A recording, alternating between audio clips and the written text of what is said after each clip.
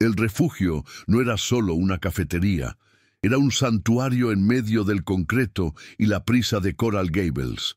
La luz de la tarde entraba por los ventanales, bañando la madera oscura y el latón pulido en un resplandor cálido y acogedor. El aire estaba impregnado con el aroma profundo del café recién molido y el dulce perfume de los pasteles horneados esa misma mañana. Una mezcla que prometía una pausa, un momento de paz. Las conversaciones eran un murmullo suave. El tintineo de las tazas de porcelana, una melodía sutil. Era un lugar construido sobre la idea de que la calidez humana era el ingrediente más importante. Un principio que cada empleado llevaba en su sonrisa. Sin embargo, en un rincón, sentado solo en una mesa para 4, un hombre representaba la antítesis de todo lo que aquel lugar significaba. Un punto de frialdad en un ambiente de calor. Julián Reyes no observaba la escena, la juzgaba.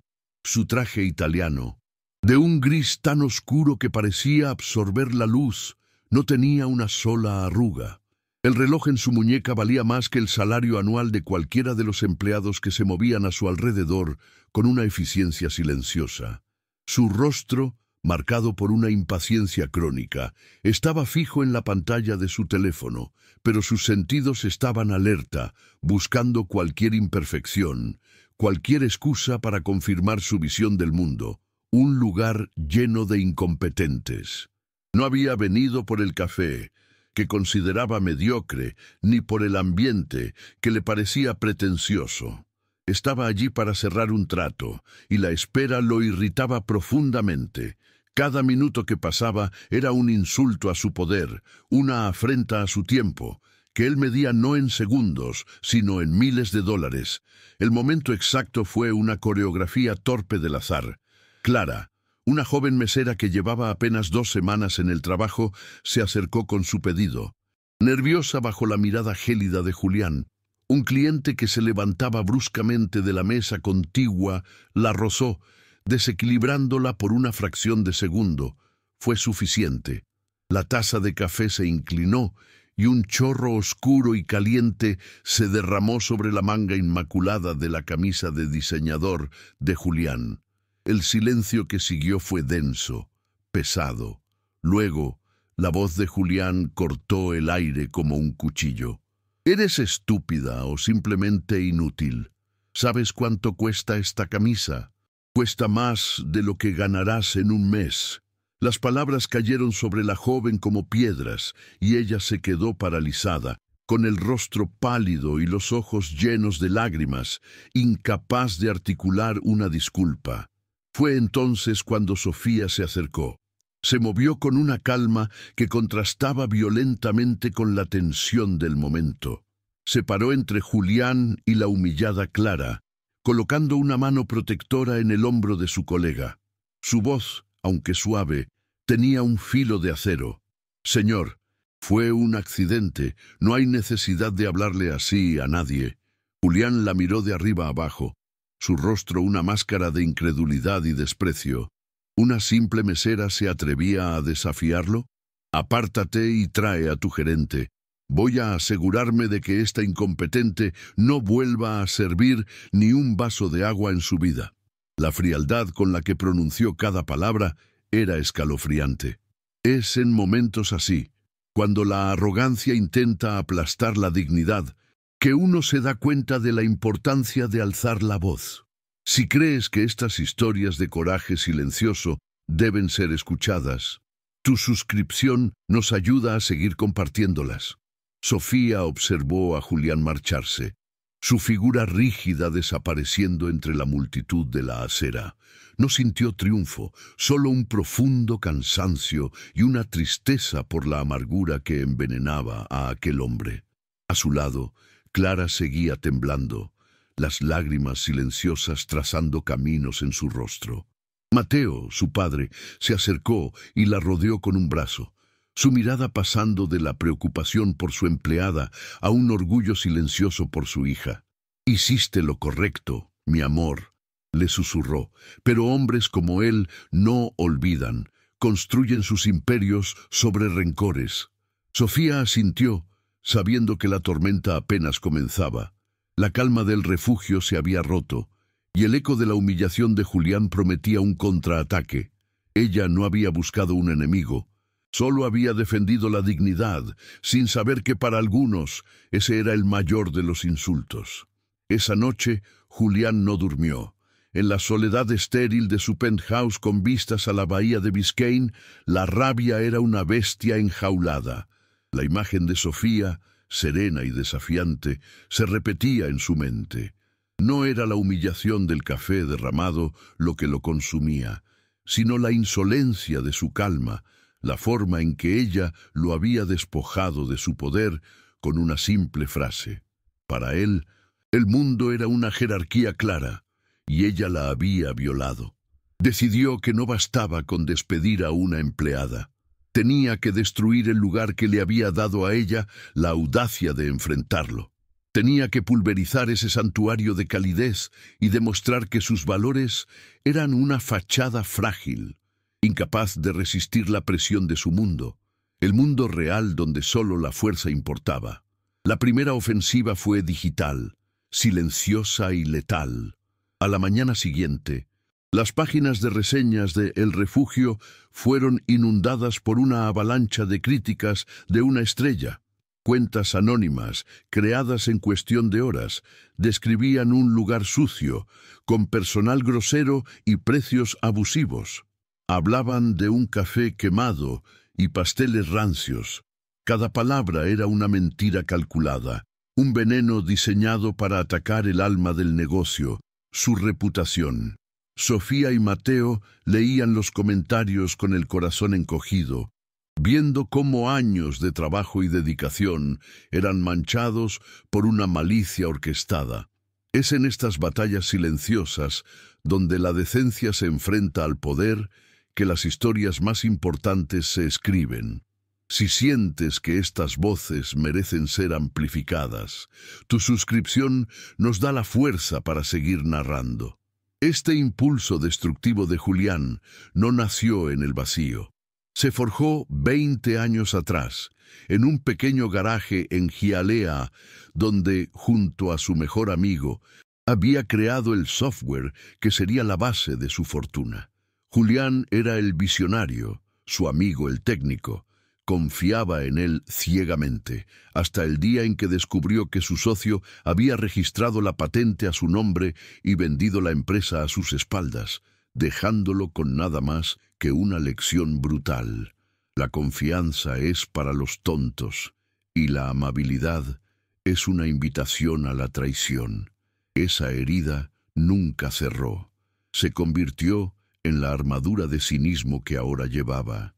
En Sofía, veía la misma ingenuidad que una vez lo había llevado a la ruina y sentía un impulso visceral de enseñarle la misma lección que él había aprendido con tanto dolor. La guerra de Julián se intensificó, pasando del mundo virtual al real.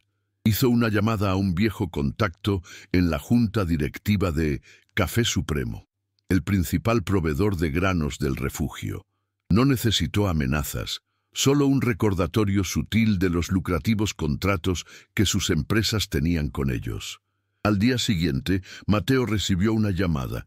Su contrato de suministro, que había durado una década, era cancelado con efecto inmediato, citando reestructuraciones internas. Mateo colgó el teléfono, su rostro pálido. Esto era más que una campaña de desprestigio, era un asedio.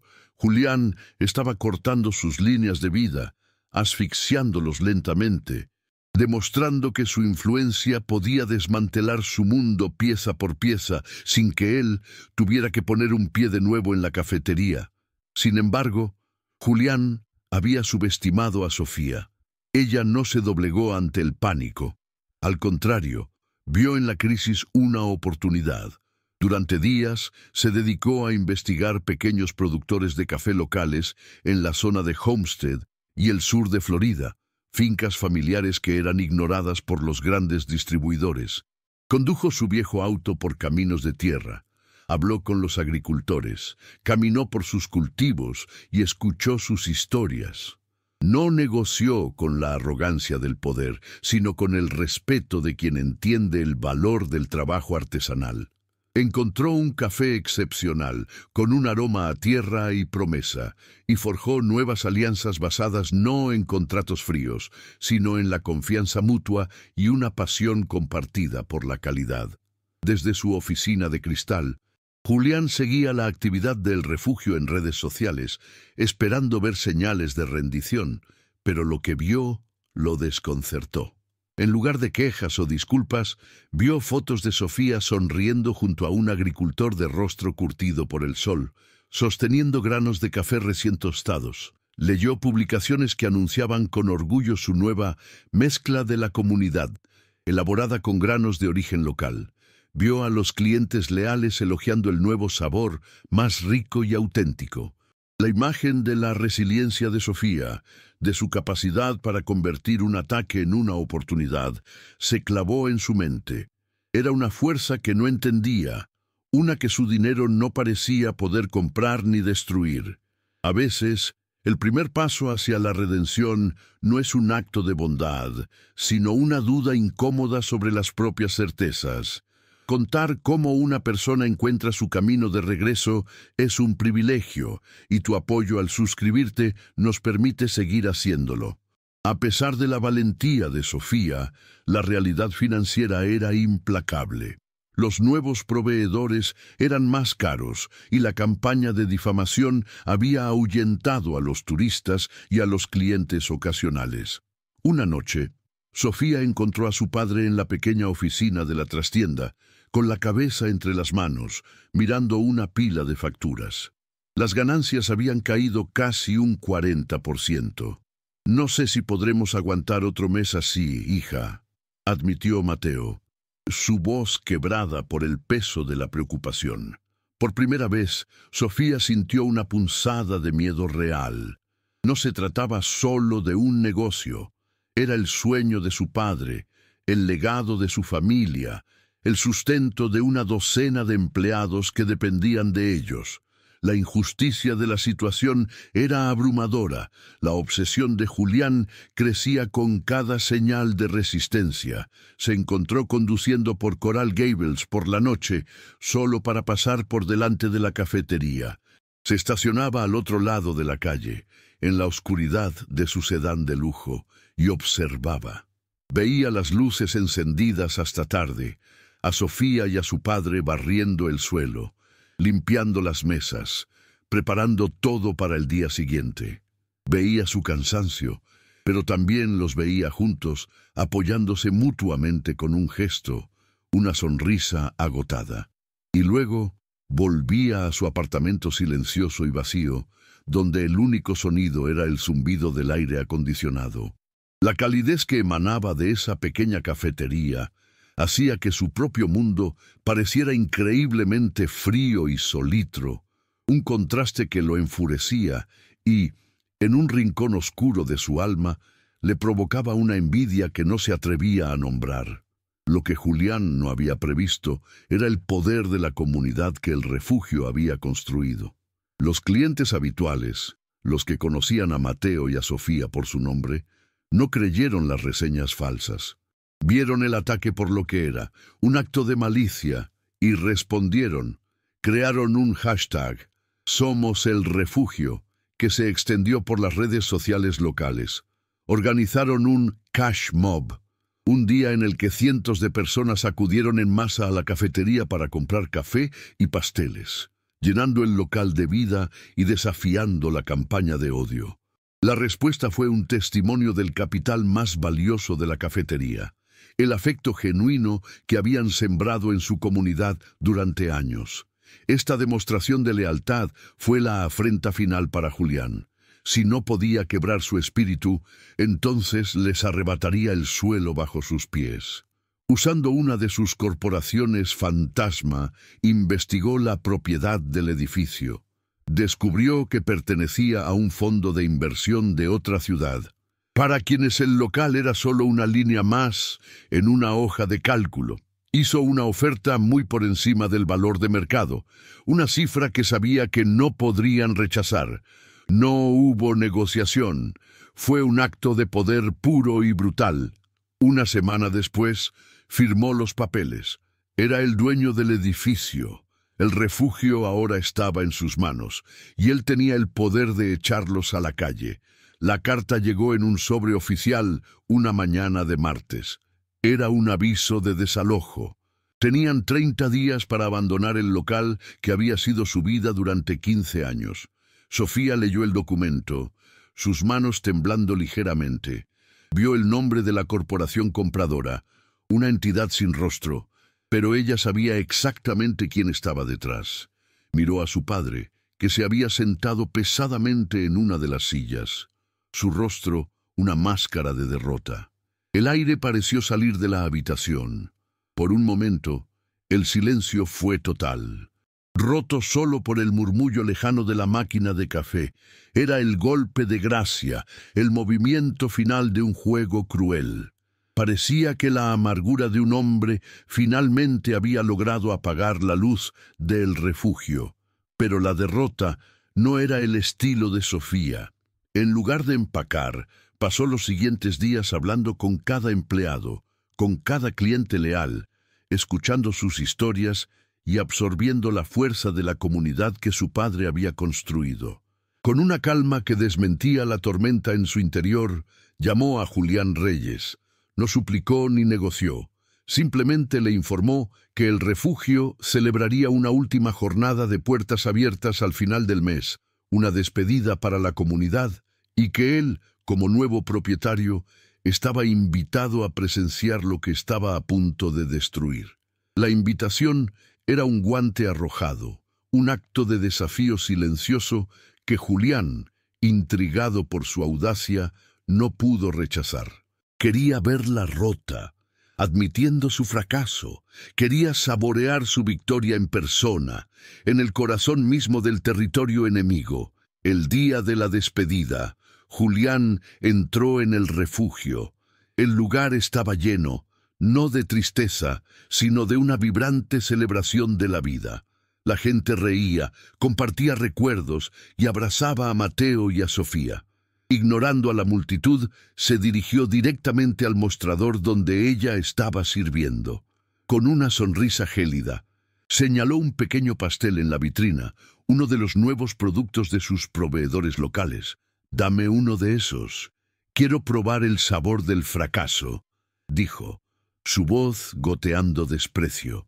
Sofía lo miró fijamente, sus ojos sin una pizca de miedo. Le sirvió el pastel en un plato de porcelana sin decir una palabra. Él lo comió de un solo bocado, con arrogancia, su mirada fija en ella, esperando verla desmoronarse bajo el peso de su humillación final. El cambio fue repentino y violento. Julián sintió primero un picor en la garganta, luego una opresión en el pecho que le robaba el aire. Su rostro se enrojeció y empezó a jadear. Sus ojos se abrieron con pánico mientras se llevaba las manos al cuello. La multitud retrocedió. El pánico se extendió por la sala como una onda expansiva. Mateo se quedó helado, viendo al arquitecto de su ruina colapsar frente a él, pero Sofía no dudó ni un segundo. Saltó por encima del mostrador, reconociendo instantáneamente los signos de un shock anafiláctico severo. «Es una alergia, llamen al 911», gritó, su voz cortando el caos. Con una claridad asombrosa, corrió hacia el botiquín de primeros auxilios de la pared, sus años de entrenamiento voluntario en la Cruz Roja activándose como un instinto. Mientras Julián luchaba por respirar en el suelo, su mundo reduciéndose a un túnel de terror, vio a Sofía arrodillarse a su lado. No había odio en su rostro, ni vacilación, solo una concentración feroz. Con manos firmes, preparó la inyección de epinefrina del kit de emergencia y sin titubear la clavó en su muslo. El efecto fue casi inmediato, el alivio inundando sus pulmones mientras los paramédicos irrumpían por la puerta. Mientras lo subían a la camilla, su mirada se encontró con la de ella. Él intentó decir algo, una palabra, pero ella simplemente se inclinó y le dijo en voz baja: «Descansa, ya estás a salvo». Es increíble cómo un instante de compasión puede desarmar años de amargura. Si estas historias sobre el poder redentor de la bondad te inspiran, tu apoyo al suscribirte nos permite seguir compartiéndolas. En la ambulancia, con el sonido de la sirena llenando sus oídos, Julián cerró los ojos. La armadura de cinismo que había construido durante 20 años se había hecho añicos, no por un ataque de un rival, sino por el acto de gracia de su víctima. La persona a la que había dedicado toda su energía a destruir, la mujer a la que había intentado arrebatarle todo, era la única razón por la que seguía respirando. La ironía era tan aplastante, tan profunda, que le robó las últimas fuerzas. En ese momento no era el magnate, no era el depredador, era solo un hombre salvado por la misma humanidad que había pasado media vida intentando demostrar que no existía. La guerra había terminado, pero el ganador no era quien él esperaba. Un par de días después, Julián Reyes caminó de regreso a El Refugio. No llevaba su traje de poder, sino unos pantalones sencillos y una camisa de algodón.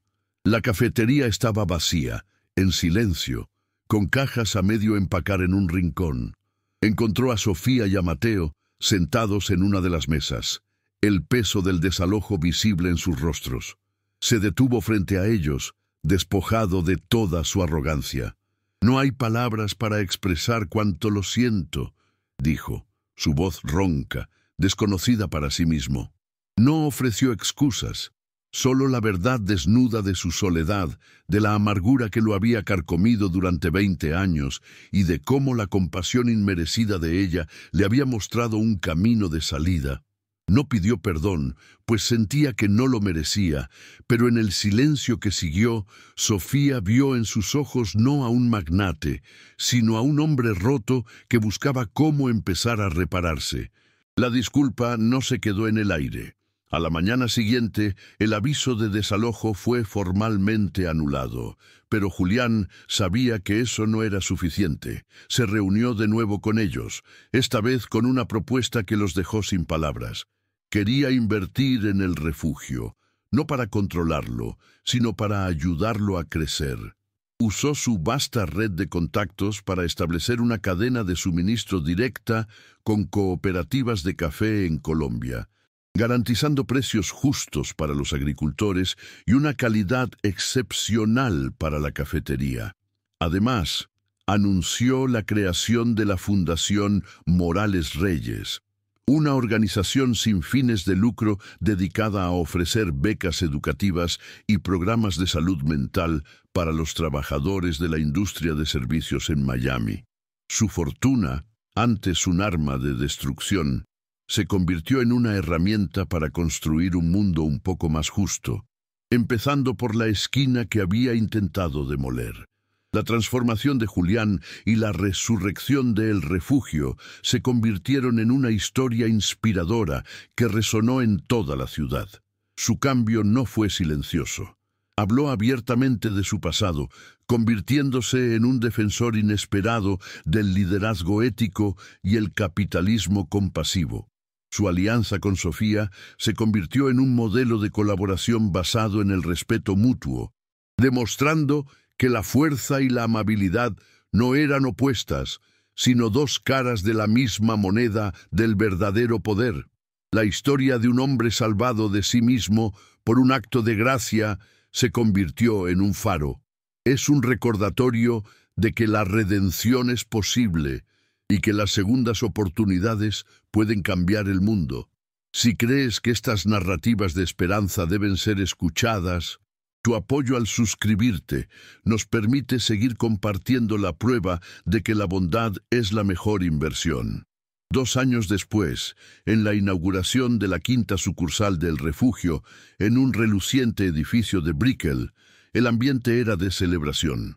El lugar, aunque más grande y moderno, conservaba el alma del original, la calidez en cada detalle. Julián estaba junto a Sofía, no como un inversor distante, sino como un amigo. Su sonrisa ya no era una máscara, sino un reflejo genuino de paz interior. Vio a una joven mesera, nerviosa en su primer día, dejar caer accidentalmente una taza. La chica se quedó pálida, esperando el regaño. En cambio, Julián se acercó con calma. Se agachó para ayudarla a recoger los trozos y le dijo suavemente: «No te preocupes, son solo cosas. Lo importante es que tú estés bien».